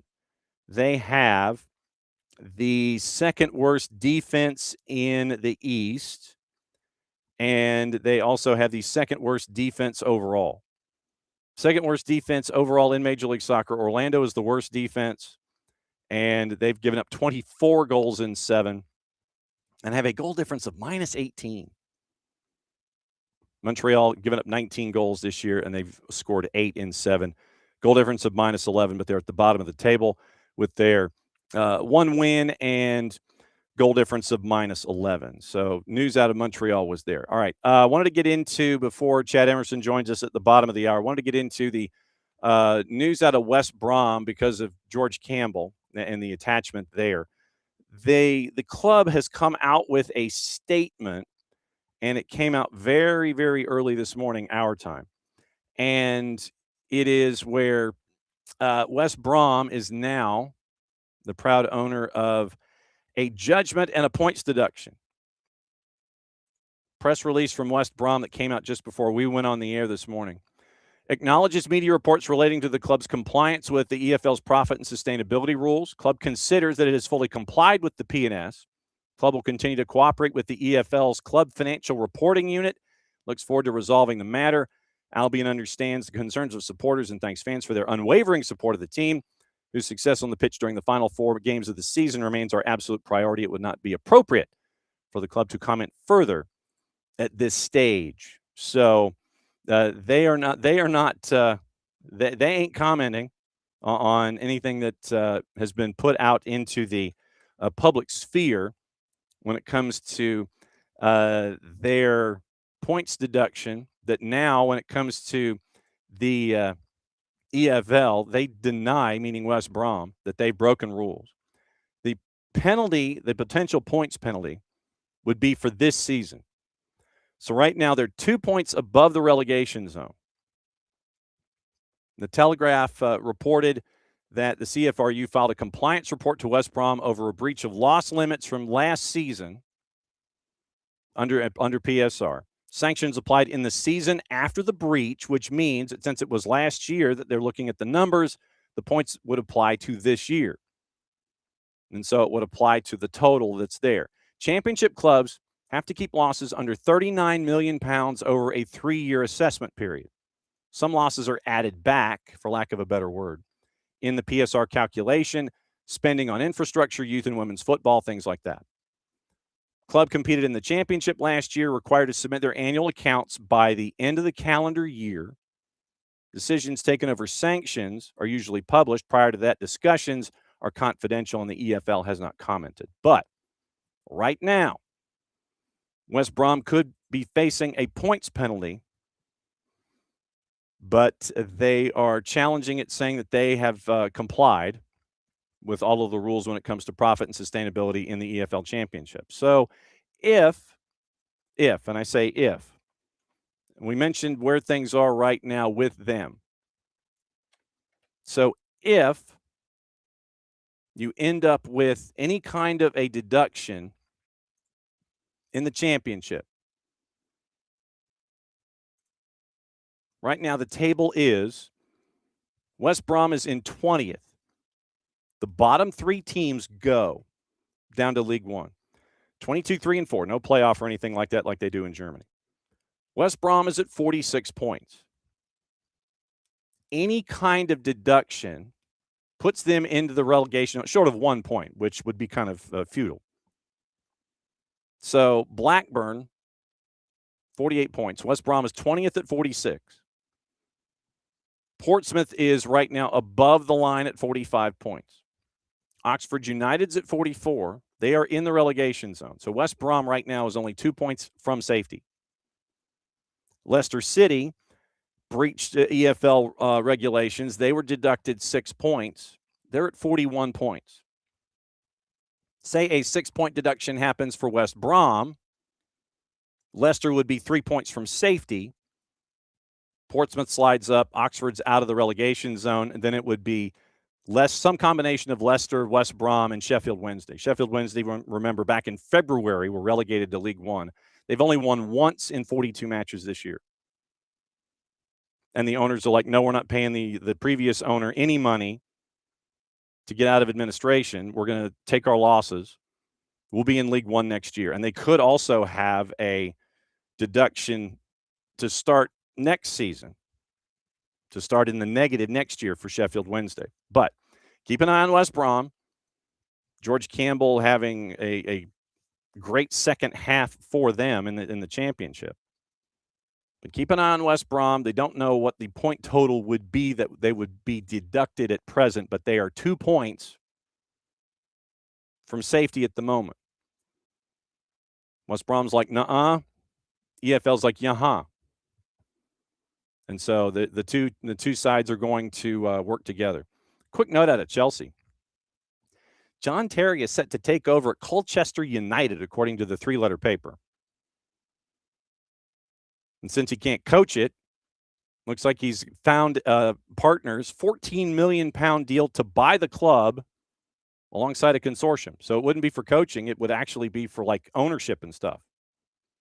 Significant influence is the words in quotations over the footballing side of the club. They've been for sale since September. Wanted to pass. Robbie Cowling, the current owner and chairman, said he was looking to pass the leadership to a new generation of management, middle of the table, League Two. And so now John Terry could be part of an ownership group taking over a League Two club. But obviously, the biggest stuff, keep an eye on West Brom and any kind of points deduction involving PSR, and keep an eye out for just your favorite teams going forward. But like I said, more of that'll be in Soccer Over There tonight. Excuse me. And we'll get into all those things over there. We'll also talk about what happened at Union Berlin, history in the Bundesliga, talk about your Copas, talk about what happened in the Prem, and all of the other chaos. And once again, Chelsea's come up with a bunch of numbers. If we've got time, we may get into that heading into Soccer Over There tonight, but we'll get into all of that discussion coming up in a bit. Okay. The 3-match tour for U.S. Women's National Team, that has begun out in California. And it was a start of starts for the U.S. in their matchups on the West Coast. And so it was an opportunity for them to kind of sit there and go, okay, where do we stand in this particular window? And so far, words are positive. So here's quick highlights from the 2-1 win over Japan, courtesy of our friends at US Soccer and HBO Max. Luke Wildman, Julie Fowley on call. As she returns to the international stage. Happy with this ball swept in towards the back post.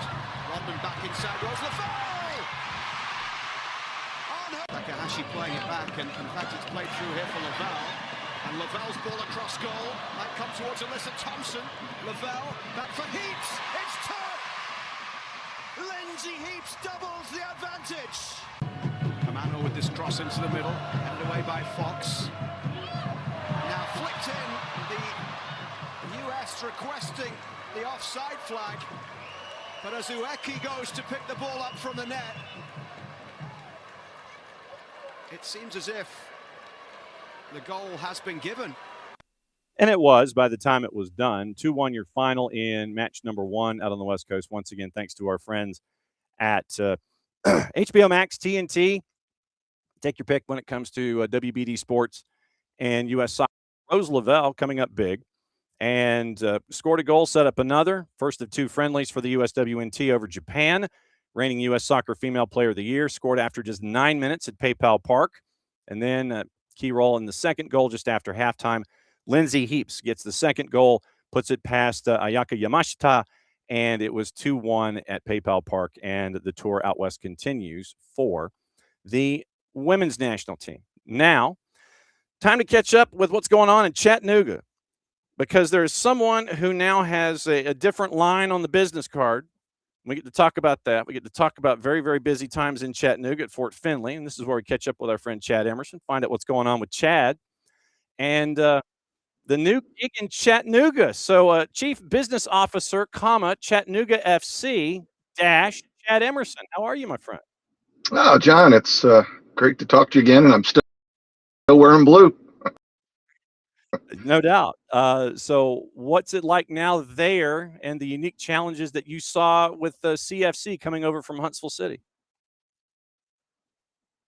Yeah, no, it's been Chattanooga City, and the club has been around for a long time, deep roots in the community. And so it was just a no-brainer to take the opportunity here and help grow the club. So what would that entail in your mind? What do you think is the biggest challenge as the incoming chief business officer to make sure that Chattanooga is, as CSC is growing with the times? What did you see challenge-wise? Yeah, I think we need to have a strong connection to the local soccer. Fans, supporters, but also grow the appeals to the ones that may not know what side is, or why is this guy holding a yellow card, right? What does that even mean? And so we're really trying to grow some of that Huntsville, and there's things in addition to the great soccer on the pitch you can do before the match, halftime, after the match, that cause people to really want to experience the game. And there is growth economically, real estate wise, in and around Fort Finley. It's turning into its own little pocket of entertainment space and everything there. And you mentioned how you're trying to integrate just knowledge in general when it comes to that first time fan. And I know that we've talked about this in the past, but it's an opportunity to bring that first time fan in, grab them, and make sure that they come back. And it's not just about what you do in the community. It's about game day and Finley and all these different things. It seems like that this is something that you've got to attack literally 24/7, 365 to continue the growth that you were looking for in this franchise. Yeah, so we're doing a lot of fun things this summer. Obviously, if you're going to, it's the time to do it, right? It's like I say, how often do people watch swimming competitions? Every 4 years at the Summer Olympics. There's a lot of people in soccer. They're going to be introduced or reintroduced to the sport. And so if we could take advantage of those casual fans at watch parties as you know, the Spanish national team is actually headquartered in downtown Chattanooga and training at Baylor School. So, I mean, there's a lot of synergy in Chattanooga when it comes to the World Cup and a lot of the other stuff on. We just are about to open in just a couple weeks, John. You need to come see it. One of the most beautiful sports headquarters anywhere, not just in Division III soccer, but the new right along US 27. You see Chattanooga Football Club right across the top of the beautiful building. It's going to hold up and really exceed just about any sports headquarters in America, in my opinion. All right. So what's in it? So what is in this that we get to sit here and see in this headquarters? Is it hot and cold running, hot and cold? What are we looking at here? So ground floor with retail and just a really great training facility, top of the line for our players. You know, we're recruiting some great athletes and we need to provide them great facilities, and we've done that with this. Then there's player housing on levels 3 and 4. So they get to live in this beautiful building, fully furnished apartments. I think it's going to be a real recruiting tool for our sporting side. And then the CFC, the Chattanooga Football Club headquarters, right there in the floor, sporting and business ops side by side, working together every day. So and there's a rooftop view that it feels like if you reach out, look out from the 6th floor right up there at the top. So it's premier. When you're in town, I'll give you a tour as soon as possible. Far out. So yeah, $1 in the jar, by the way. When you mentioned the whole idea of this 6-story, 5+ rooftop kind of a thing. It's the first time that I have heard an integration in a building or in a headquarters situation where you have the living for the players right there in the same building. It's like, okay, what number on the elevator do you hit? 4, and then you're going up to where the players are hanging out, and that's something that's very novel and unique. When you heard about that, what was your initial thoughts? Because I mean, you've been in Division II, Division III. You know what it looks like. You know what soccer means. But to have something like that, I think that's the first I've heard of that kind of an integration here in the last handful of seasons with any franchise, regardless of level. Yeah, when they showed it to me, I was still under construction, but it was really compelling. I mean, Davis Grizzard and his family, the Grizzard was visionary in building this building. Their family office is on the top floor, so it's really integrated all of the CFC family into a single. And like I said, I mean, I think you could go to an MLS facility and not be greater than this facility. It's just really a beautiful space. And right there, US 27 marquee at the top, Chattanooga Football. It's our Chattanooga's football squad. And I mean, it's a novel idea to keep everything under one roof, including the whole living aspect of it. And you mentioned it being a drawing card. What have the conversations been like? Have front office phones been blowing up? Are you on unlimited talk and text where you can sit there and have everybody like, dude, is this really, can you shoot me some photos here? I mean, are you giving advice to others? What's the feedback been like from other front offices? No, I think when they will be super best. It's not quite open yet. We're going to grand open in 2 weeks, but been to corporate partners with Sebastian and the soccer op players have seen it. And as soon as you see people walk out of the building, their eyes are just wide open and awe. It's fantastic. It's the best in industry. What has it been like for you to see the game grow here in the Southeast the way that it has? I mean, our past conversations have been in Huntsville, and you got to see where it grows there, and it's now got the whole live, work, play element there at Joe Davis, and now you have this kind of element that's attached to it at Chattanooga FC. What's it been like for you to see the whole footprint in the Southeast grow, where you're seeing pockets like this and thought like this going into the local franchises? Yeah, so one of the really compelling things about an independent Next Pro is we're Chattanooga's first team, right? In other places, there's a challenge between developing players for the first team and winning for the second team. There's here, we're Chattanooga's first team, and so it's been really nice to work with the soccer op and business ops, knowing that we're all, pointing the same direction. We want to win every time we go on the pitch, and It's funny to see players from really around the world coming here. I mean, we brought players and some elite players, some faces in the past, like Ian and Isaiah's over here on loan. So I saw them and I felt like I was in memory lane with them. Well, and I mean, in a town like Chattanooga, in an area that is as steeped in it, regardless of division, you've got the high school game that's there on not both, all three borders, considering that literally you take a turn, you go one direction, you duck into Alabama, and you're heading toward Fort Payne and Huntsville and Trenton and Dade County and what goes on in Northwest Georgia. And you have what's going on there in Central and Eastern Tennessee heading up to Nashville. I mean, you're like right there in the middle of it. And I mean that in the most positive way, because you've got a bunch of different levels that can be impacted in addition to the casual fans. So I think that, being the spoke in that soccer wheel up there's a great opportunity here to take that next step in a league that wants to have independent ownership when it comes to situations like you're seeing in Huntsville and Chattanooga to a degree. One of the really exciting things of CFC is we're literally from the youth all the way up to the first team, and something we're excited kicks off in May is when we didn't have a women's element in Huntsville, and so seeing the girls' youth, all the girls, the women's team, it's soccer. You can be part of CFC, the level of soccer. So what's it? How many hours a week are you putting in right now as the CBO to make sure that everything goes as swimmingly as it can when you're supposed to hit the ground running like this? Well, let's just say the work-life balance is a little more on the work right now. So we've got a lot going on here with the headquarters and a match on Wednesday, just huge for the entire community and region. It's everyone. Chattanooga has been so welcoming. So when we take the pitch on Wednesday against Atlanta United, we really anticipate seeing much of Chattanooga right behind us at Fort Finley.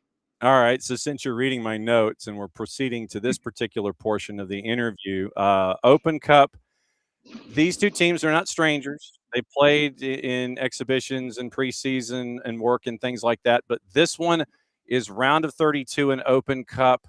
And it is a unique environment there at Fort Finley. I'm anticipating a lot of folks making the trip. When it comes to Finley preps off the field, anticipating a crowd that it could be, you're filling out the other side and those kinds of things. What are the stadium preps and game day preps looking like to make sure that you're going to be as ready as you can be to house the crowd that you're anticipating? Yeah, so this week is crazy, super exciting in Chattanooga sporting-wise, not just because of this game, but on Tuesday night's grand open, they're beautiful Erlanger Park, literally right down Chestnut Street from Fort Finley. So, I mean, just the sporting energy in this community is going to be off the charts, and I think that's going to be capped off on Wednesday night when you're going to have some of the best players in MLS coming to Chattanooga, not for exhibition or a friendly, but for others, right? This is one and done. Whoever wins moves on to the next round of 16. So we think this is going to be a level of seriousness in soccer, a level of competition that you may not see in a February friendly. No, yeah, and I'm really looking forward to just the environment, because you and I both know what that environment is under normal circumstances, whether it's for CFC or MLS Next Pro or what have you. But for a game, I feel like it's an SEC game all of a sudden. It just means more. Where you got, I mean, literally, it's just one of those things where it's a defining moment, regardless of what the end result is at 90 minutes. You mentioned what's happening the day before with the new Erlanger Park. And for those of us that drove 24 and 40 for years, you got to see the old mill that was just there on the southbound lanes, and it was just sitting there. And now you've got this great looking property that's going to be there for the lookouts. And that's going to be one of those drawing cards. And now you've got Finley and CFC on the other side. That's a drawing card. You have Spain's national team coming to hang out at the Baylor School. And there's a lot going on there in Chattanooga that is ushering in, I guess, that next stage of sports anticipation there in the market. Am I wrong? Yeah, I think it's fair to say Chattanooga is one of the centers of soccer this summer, with all of between the World Cup, base camp, between this game going on, between our season, women's kicking off. I mean, that's been super rewarding as I go around to coffee shops and see the CFC flag flying, from the roof and from the rafters. And we're gonna paint everything just blue as we can be for Wednesday night. And I don't know if I was going to say, the Lookout's going to let you paint everything blue. Calm down. Hang on just a second. Well, everything in Findlay on this side of Chestnut, but we're going to have flags. I mean, as you know, we have the best supporters group in soccer, Chattahooligans, and they're going to be louder than ever, I'm sure, on Wednesday night. And our casual fans are going to be just overtaking the Food City Hill, enjoying that. We're going to have just a lot of energy in the stadium. And, when we score, those blue lights are going to, take over the field. Yes. So do you have any pre-match wisdom on advanced ticket sales or anything like that? Anything that you can discuss or divulge, sir? Yeah, I'd say get them fast. Don't wait till match day. There's limited capacity. And so we encourage you to go to cfctickets.com and get your tickets now. And tell you what, there's not a bad seat right there, but there's some really awesome seats right along the front. So if you want to be, one row back from some of the best soccer in America, come out to Findlay on Wednesday night. Yes, what he said. And it'll be 92.9 The Game. Mike and Jason will be up, and they're going to be doing live. And I know that we'll be up there as part of SDH's coverage and all that kind of stuff. Cannot thank you for pulling back the curtain. And how many times has your phone vibrated with a text message or anything that you need to attend to in an email since you and I've been talking the last 15 minutes? No, they know I'm on the phone with John Nelson, so they're not going to interrupt that. They're not going to interrupt soccer down here. When you're in town, let's go. If you're in town, y'all going to love it. I can't wait to show you Chattanooga. It's just an amazing city. Well, we're looking forward to coming up there, my friend. We'll see you in the midweek. Thanks for dropping by, and go get some brunch. And if you need a note to the principal's office to get back in okay, then just let us know, and I'll send one up to you. We'll see you in the midweek, my friend. Thanks for dropping by. All right, take care, John. There he goes, Chad Emerson, new business card, Chief Business Officer, Chattanooga FC. So they've got this new headquarters, and it's like it is the Chattanooga FC skyscraper. Apparently, it's like bunting, and now I just have these visions in my head of like neon cursive on the top floor and everything. But the whole idea, and I didn't know this, about having living quarters for the players integrated in this whole building, that to me I thought was really cool. And so you get to have everything all in one place. I imagine if players want to go look at film, they can go look at film. You give them the key cards.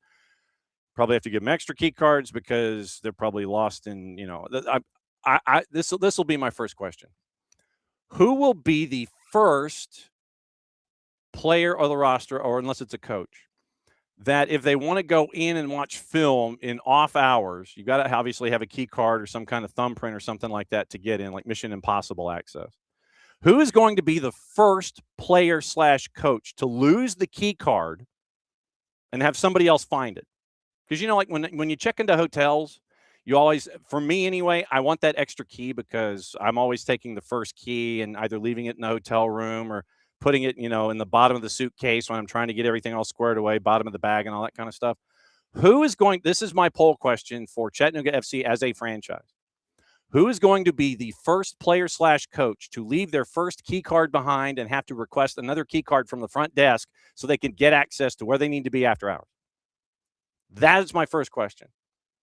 Chad might have an answer. He might start a pool. I have no earthly idea who to pick in the pool.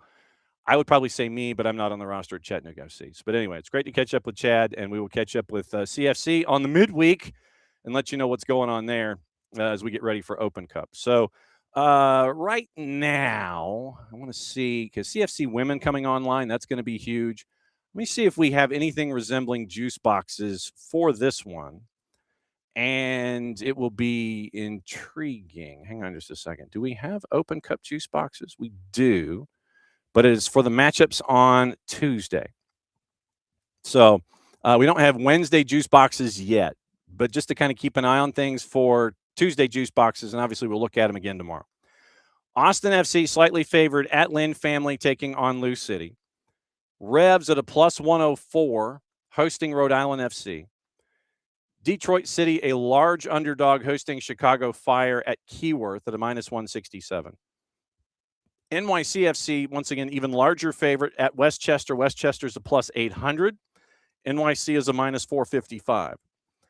Colorado Springs is an underdog at Widener Field in beautiful downtown Colorado Springs, Colorado, hosting Sporting Kansas City, who lost on the weekend to San Jose. Devin Kerr, Nate Bicady were on that call. Nate got a home game. Sporting's a +125 on the road at Colorado Springs. Rapids a big favorite at home against Union Omaha. We know what Union Omaha is capable of. Probably if they win, we'll try to track down somebody on Wednesday after their cup set in the last round. And Union Omaha is a +700 heading to Colorado. Then Sacramento late night is an underdog at home. If you're Minnesota, I would be very wary of that because Heart Health is a difficult place to play. Minnesota United a -133. Sacramento's a +260. Draws a +270, but we'll keep an eye on those, and we'll find out what it looks like with those numbers heading into tomorrow. And then we'll have juice boxes for the Wednesday matches this time tomorrow, and we'll look at everything else that's tied into all of that stuff. So we'll keep an eye on that, all of that there. All right, getting into gossip, rumor, and innuendo, what to watch, where to watch it, how to watch it. And we will get you into the rest of your day. Once again, remember, soccer over there tonight, 8 o'clock. We'll go over Germany and what happened at Union Berlin, piece of history. We'll get into that. Got all the Copas to get into. Reminder once again, later today, it's going to be a new episode of the Copa Libertadores show with our friend Howard Hamilton and Soccer Metrics, show 97, I believe. There's got to be some kind of serpentina or something that we can give to Howard when he hits show 100. Bart and Soccer for US POD are in the 140s. So Howard is chasing. And we have Libertadores and Sudamericana to keep an eye on as well coming up this week, starting tomorrow. And so he's previewing the matches that are coming up in the midweek and letting you know that after this round of the 2 legs, then he'll let you know what's going on in the round of 24 and so on. Obviously, the numbers from Chelsea we'll get into. They came out in more detail, and we'll get into that. And obviously, we got picks of the week happening. Picks of the week are happening also in hour number 2. Also, it was mentioned who the FIFA match officials are for the cup that the world is chasing after. And they named 170 match officials. And so there's a lot there, and it's going to be very, very interesting when it comes to the ones that were announced for, hang on just a second, since we are under 60 days. That's crazy. 59 days to go.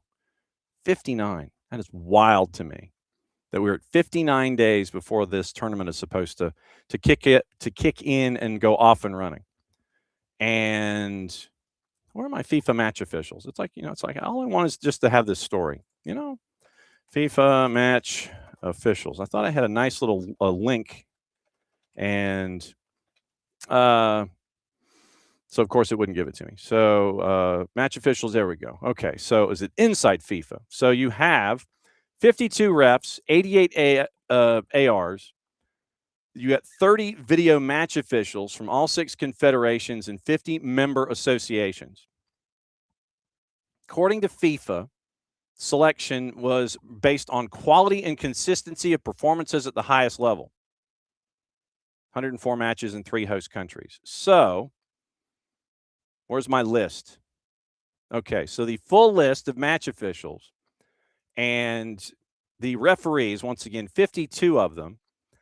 And on the United States side, once again, Ismail Elfath. No surprise that since he has had a lot of reps at the international level, that Ismail Elfath is a part of the discussion. Tori Penso is a part of the discussion. And she is one of the officials as well. Drew Fisher, who was in charge of Atlanta and Chicago. I'm just going to say right now, just be very, very careful. Keeping it just any match that we see Drew Fisher in, consistency will be a key. And we'll see if you go from one extreme to the other. If you're not going to call anything, don't call anything. This is what we always mention in this particular time slot when Bart comes and visits. Bart is off and conquering the planet this week. But when you are trying to have a man in the middle, when you're trying to have a center ref, consistency is the big thing here, and you're going to need consistency on the world stage. And if you're not going to call anything, don't call anything. But then don't call anything and overcorrect. Or then get an early yellow card like we saw in the Atlanta-Chicago match. 2 early yellows and then nothing until like later than late. So this is one of the things that I always ask of you in these situations. Keep an eye on the consistency of officials and how it can change tenor of matches. But Drew Fisher has been named as one of the center refs in the FIFA World Cup. So it's Ismail Elfath, Drew Fisher, Tori Penso, and as I sit here and scan quickly, I think that's it for US and MLS involvement. ARs, of the 88 ARs, you are looking for Liaz Arfa from Canada, Kyle Atkins from the United States, Michael Barwegen from Canada. And these are officials that we see in Major League Soccer. You also have, let me see, as I said, I'm going through this and I'm scanning alphabetically.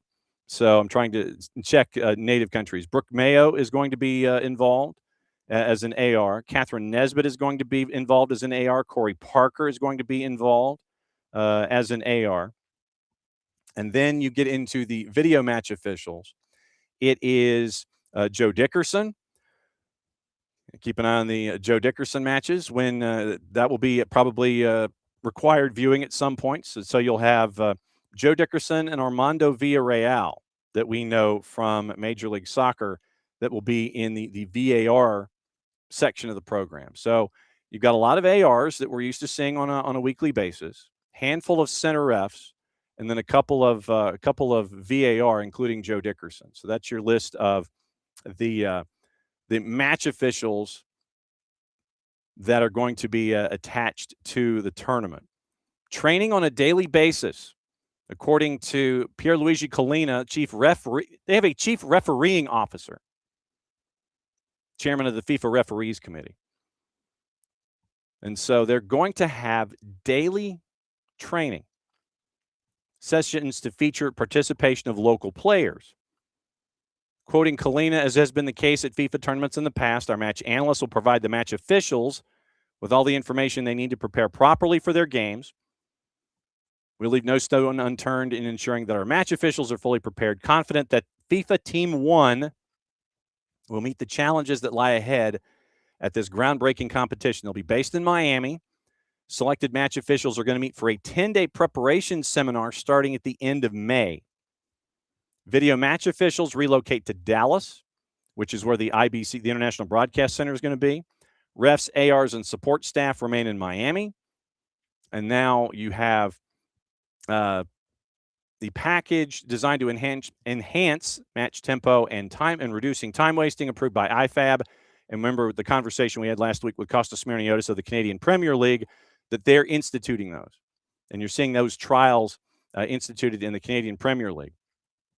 And so body cams, once again, stabilization software powered by AI is going to smoothen the footage capture in real time, reducing motion blur caused by the rapid movement to offer fans improved insight to on-field events from the referee's perspective.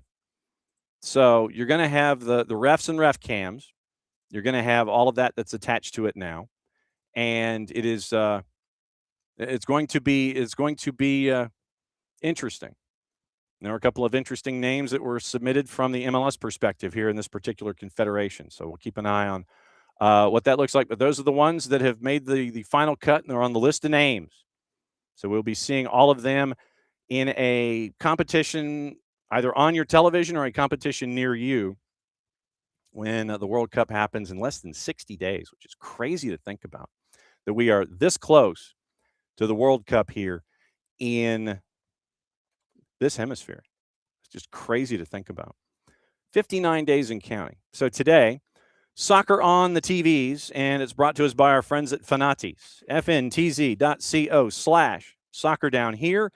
And that link is important, helps them, helps us, and helps you when it comes to what you are looking for, when it comes to all of the matches on this or any other planet, when you can get all of the action that you are looking for when it comes to the World Cup. And by the way, here is, just to give you a very, very small print, what it looks like. Here's your composite schedule. This is the composite schedule that Jason sent out to all of us. That you have all of the days, all the match days themselves are down here. And it is qualifications, match days 1, 2, and 3. Then you get into round of 32, 16, quarters and semis and such. So literally it's that way, and then you come down to the second section, the third section, the end of the match days in the group stage. Then you go quarters, and literally, if this was one line, it would go probably halfway around this room. But it was condensed, and Jason came up with this listing for everything that we're going to be keeping an eye on when it comes to the World Cup. But Fanatis, fntz.co/soccer down here, adds to more matches to everything you're already watching. With Fanatis, you get all the BNs, and I mean all the BNs, which means you get Polish League, you get French League, you get Turkish League, and you get CAF, you get AFCON, you get CAF Champions League, all of that. You get ties to Tigo Sports, you get ties to CATV, Copa Argentina, you get the LPF, you get Libertadores and Sudamericana, you get TVV out of Venezuela. If you want to add it on, you can. You get CDO, TIC, all the coverage from Argentina, a lot of the first and second division games in and around South America, Liga 1, Liga 1 Max Pro out of Peru. And you get all of that in one place, one subscription, one home. Fanatis, fntz.co/soccer down here. Now, Polish League is at 1 o'clock. And let me see if it's still as crazy as we think it is, because it has been one of the wilder leagues all season long when it comes to top to bottom, who's in, who's out, big names, and whether or not they're going to be in the relegation zone, whether or not they're actually going to survive. And so the relegation zone currently and top to bottom, because at one point it was separated by 12 points, top to bottom in the Polish league. So right now you're starting to get a little bit of distance. But you take the team that is last, take them out, Termalichka. You take Termalichka out of the discussion. That's your last relegation spot. They're 8 points adrift. They've lost 4 or 5. 17th to 1st is separated by 13 points with 6 matches to go, say 6 or 7. So literally you have the top 8 teams separated by 7 points, the top 4 teams separated by 3, top 5, 4, top 7, 6 points. So the battle for 1 and 2 isn't over. The battle for 3 and 4, which gets you into Europa League, isn't over. And the battle to get into that discussion isn't over. Then you get into the relegation fight, and you literally have from 9th to 17th, 9 teams separated by 4 points. Reminds me of the championship in England. But 9 teams separated by 4 points. One of those is a big gun in Widzew Łódź, who is next to last. They're in the relegation discussion. Legia Warsaw finally figured it out, but they're only 1 point from safety. They were in the relegation zone for the longest time. But you can watch the Polish league and all of its craziness. 1 o'clock. Manchester United, Leeds United is at 3. beIN Español simulcasting Polish league. ESPN Deportes, Monday Night Football, Levante and Getafe is at 3. Universo simulcasting Premier League. ESPN Plus simulcasting La Liga. Today, MLS NEXT Pro, 1 o'clock in the afternoon at Northern Kentucky University, FC Cincinnati 2 and NYCFC 2. And then on Paramount Plus at 2:45, Serie A, Fiorentina and Lazio. Women's matches, CONCACAF qualifiers, both on Paramount Plus tonight, accessible at 8 o'clock and 9 o'clock. Curacao and Aruba, and Belize and Anguilla. Tomorrow, once again, Libertadores goes full-blown. We'll have the new episode of the Copa Libertadores podcast coming up here in a little bit. Now, gossip, rumor, and innuendo. Who's going where? Who might be going anywhere? Who's not going anywhere? We'll have all that for you. And keeping an eye on everything. Like I said, once again, we'll talk about Arsenal. Sorry, for those of you who are Gooners fans. And Manchester City, if they win their game in hand, and if they were to win the matchup against Arsenal, then they would be ahead. They'd be top of the table on goal difference. Keep an eye on all of that. Half of the teams in the Premier League want to sign Jeremy Monga from Leicester City. And I would imagine that if they get relegated to League One, that might be an asset that the Svidovana Prava family might have to part with. United, Arsenal, City, team talk. Monga is 16. Second youngest to play in the Prem. At 15 days, 271 days old.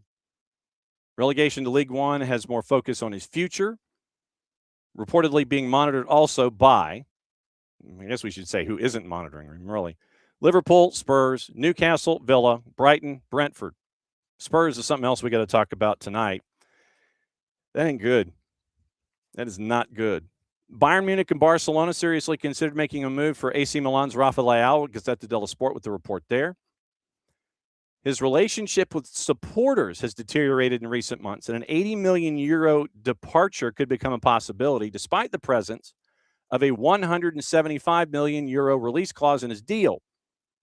United among the Premier League's options for the Portuguese international, also the league that we don't talk about. Real Madrid, Barca, United, Chelsea, Manchester City, looking at Bayern midfielder Alexander Pavlovic. Team has shut down any suggestions of him leaving, according to Team Talk. Inquiries have been made. All interested parties have been told he's not available. Pavlovic has no interest in leaving. So that would kind of contribute to that too. Barca, Juve, Galatasaray, Benfica, and the league we don't talk about, all in the race to sign Bernardo Silva when his contract expires end of the season, according to Nicola Schira. Silva looking to leave City. Bunch of teams are showing interest. Bayern Munich actively not looking to sign a center back, but still have Josh Achiampong from Chelsea on their radar, according to Christian Falk. Bayern closely monitoring the 19-year-old's progress. Situation could develop if Kim Min-jae leaves in the summer. South Korean international would have to go request a move, and he likes his role in Vincent Kompany's squad. Bayern's Michael Olise, still Liverpool's dream to replace Mo Salah. Deal unlikely, Football Insider. Newcastle, left back Lewis Hall, tracked by Chelsea, Arsenal, City, United, Liverpool, Barca, and Real Madrid. Caught offside. Bournemouth's Marcus Senesi has turned down offers from Juve and Dortmund. Priority wanting to stay in the Premier League, Nicola Schira. Club Brugge's Joel Ordonez among Internazionale's favorite options as they look for a center back. It would take 35 to 40 million euro to spring him. And that's from Calcio Mercato. Celtic and Hull City want to re-sign Andrew Robertson despite Spurs having an understanding with the left back that they'll sign him when his Liverpool contract ends. Speaking of Hull City, they had an interesting match this past weekend in the EFL Championship. And you had one of the players calling out the ref not understanding football. We'll talk about that tonight. Torino working on a deal to re-sign Matteo Darmian. Defender's Internazionale contract expiring at the end of the season. That's from Matteo Moretto. Leicester City's Abdul Fatawu likely to be the priority option as Leeds aim to sign a winger, Football Insider. And then Premier League clubs have shown an interest in Udinese midfielder Arthur Atta after Fulham saw an offer rejected back in January, and that is from Nicola Schira. So you can keep an eye on all of that, all of those movements, and we'll let you know what the latest is there.